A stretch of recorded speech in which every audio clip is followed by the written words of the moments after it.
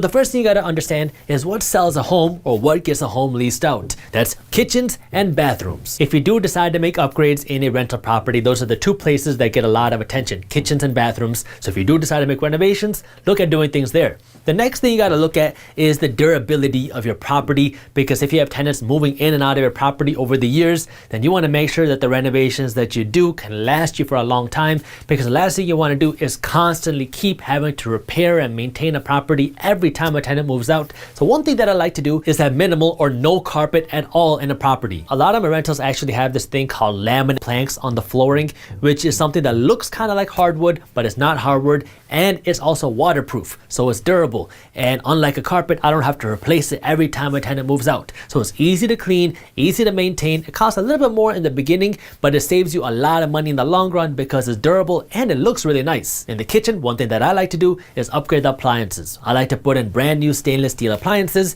because people like appliances, they're going to be using it a lot, and stainless steel looks nice. And if you take care of your tenants and you make them feel at home, then they're going to take better care of your rental property and they'll be more likely to stay there for longer. An easy way to understand the level of renovations that you need to do in your area is just by walking through other rentals in your neighborhood or in your city around your property. That way you can see what other real estate investors are using, because the last thing you want to do is put in super expensive granite countertops when people are not willing to pay for granite countertops in your area. So just walk through a few rentals and see what people are putting in and see what people are charging for rent. Remember, your goal is to make money, and so if you're doing renovations, you want to make sure you're getting a good return on the renovations that you're putting in the property. Now, once you got the property renovated, it's finally time for you to rent it out and start making money. Now, you can rent out the property yourself and you can show the property and do all that, or you can use a property management company or a real estate agent. I recommend using a property management company. That way this whole process is automated and passive. I'm going to talk about that in the next step. But if you do decide to rent the property out yourself, you got to understand what you got to look for when you're trying to find a tenant. Because when you find a tenant, the last thing you want to do is you find somebody who says, hey, can I move in tomorrow? And you tell them yes, and then you just move them in and have them sign a lease. Because typically what you see happen is somebody who wants to move in immediately is also the person you got to kick out very fast. You got to do your background checks on tenants. So you can look at their credit score, you can look at their criminal history, and you can look at their past rental history.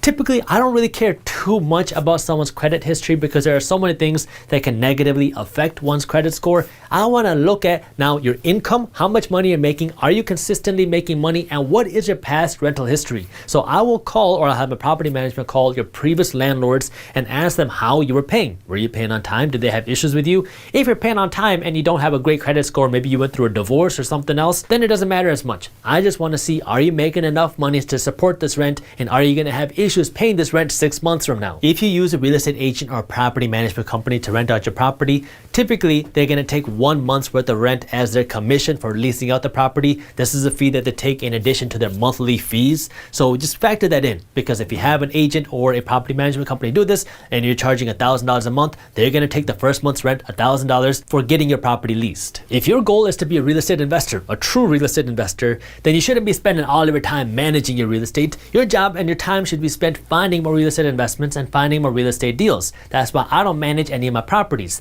I have a property management company that does all the day-to-day work. They find my tenants, and I don't even know who my tenants are. All I see is a report every single month which shows which properties are paying what rent and what the rental income looks like and what the expenses are. A property management company's job is to make your real estate investment passive for you. So they're going to take a fee every single month, typically somewhere between 4 to 10% depending on how many properties you have, and then they're going to charge you 1 month's worth of rent to list out your property, which is why you want to have tenants in your property for as long as possible. That way you don't have to keep paying that listing fee. But this real estate property manager's job is to really make it easy on you, because after you find the property and you get it renovated, you just want to hand over the keys to the property management company and let them do their job, find the tenant, and make sure that you get paid. A good property management company is going to know how to screen a tenant. They're going to have contracts and deals with a lot of contractors. That way you can save money on your renovations, and they're going to pay all your bills. They're going to pay your property taxes. That way all you have to do every month is just read your reports and see how much money you're making and let them handle all the work. I think every new real estate investor kind of goes through this phase where they're thinking,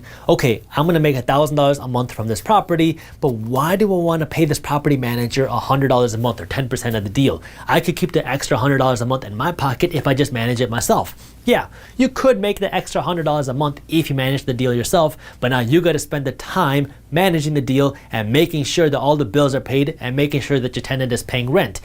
If instead of worrying about making the extra $100 a month, you worry about how do you create a new rental property and make a new stream of income for $1,000 a month, then the $100 a month expense doesn't seem so bad. So I want you to think about growing the pot, not just worry about how you can stop saving these expenses, because you as an investor don't want to be caught up in the game of managing. You want to be caught up in the game of how do you find more investments and how do you create more real estate deals. You want to think bigger, not just smaller. Now, you got this property, you've been renting it out, it's cash flowing, it's making you money every single month, and now let's assume it comes time where you want to sell this property and you want to cash out, because let's assume that you bought this property for $100,000 and let's assume that now it's worth $1 million. So now you have all this equity built up on this property and you don't want to refinance out of this property. You just want to sell and you want to be done with it. The advantage of you being a real estate investor is there are certain loopholes that you can use, legal loopholes, to sell this property and not pay any taxes right now. So this loophole is called 1031. It's the 1031 exchange. And essentially what it says is if you sold this property today for $1 million, then you'd have to pay taxes on your profits, in this case $900,000. Instead of you paying taxes on $900,000, which would be a lot of money, what you can do is you can take all of this $1 million and you can take this $1 million and use it to go out and buy another real estate investment property, a bigger property, and now you don't have to pay any taxes on your profits today.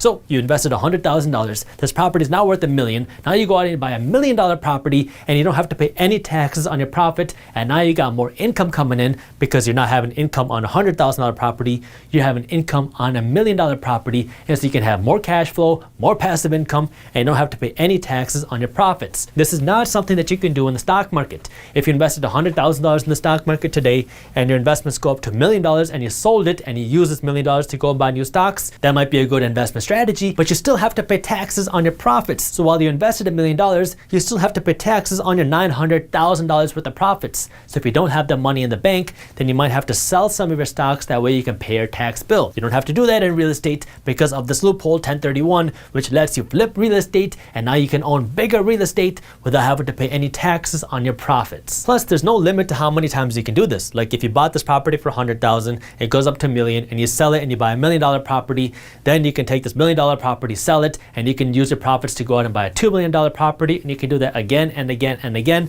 So there's no limit to how many times you can do 1031, which can allow you to compound your wealth, because I'm sure you've heard of compound interest, and you don't have to pay any taxes, which could eat away at your wealth if you keep doing 1031. If you do decide to do this, talk to a real estate attorney early, because there's a lot of kind of little rules and details you got to follow in order to do 1031 the right way, and you don't want to accidentally get caught with a surprise tax bill. So make sure you talk to an attorney, because if you want to do this, you want to make sure you do it right. If you enjoyed this clip and you want to continue your financial education journey, I have another video that I think you'll love. All you got to do is click that button right over there. And for those of you who want to stay up to date on the top finance and business news, you can join Market Briefs, my free financial newsletter, by clicking that button below. Thank you for watching, and I'll see you in the next one.